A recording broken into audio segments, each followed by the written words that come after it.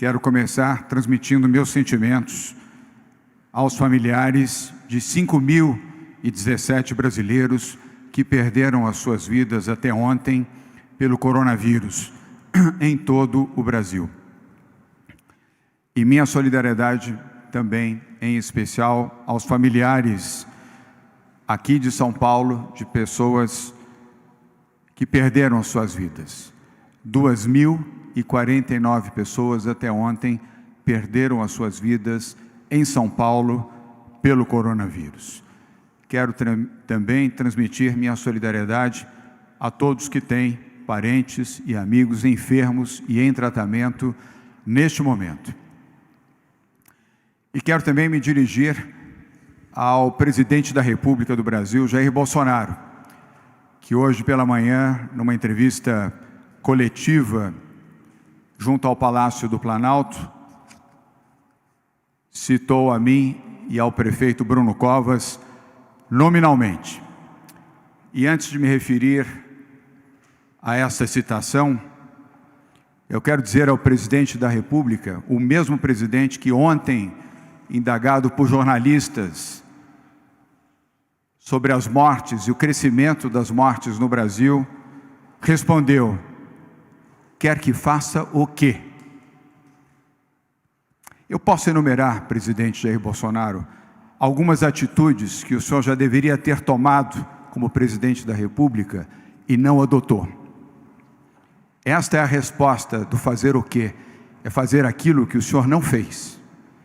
Começando por respeitar os brasileiros que o elegeram presidente da República e os que não o elegeram também.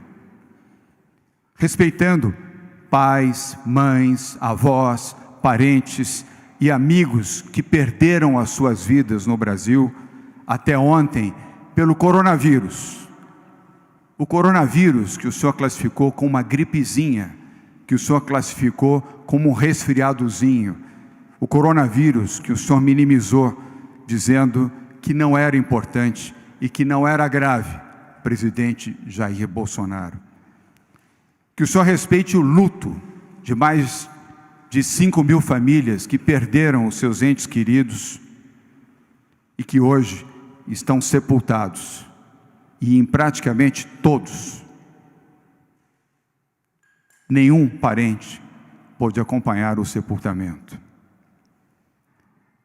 Respeite os médicos, os enfermeiros e os profissionais de saúde, presidente, que ao contrário do senhor, que vai treinar tiro em estande de tiro, estes profissionais da saúde do Brasil estão trabalhando para salvar vidas, para atender as pessoas, proteger seres humanos.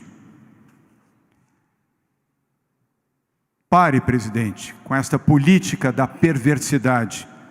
Pare de atrapalhar quem está lutando para salvar vidas. Pare de fazer política em meio a um país que chora mortes e infectados. O senhor disse que o Brasil estava vivendo uma gripezinha, um resfriadozinho. Teve a coragem de reafirmar isso várias vezes.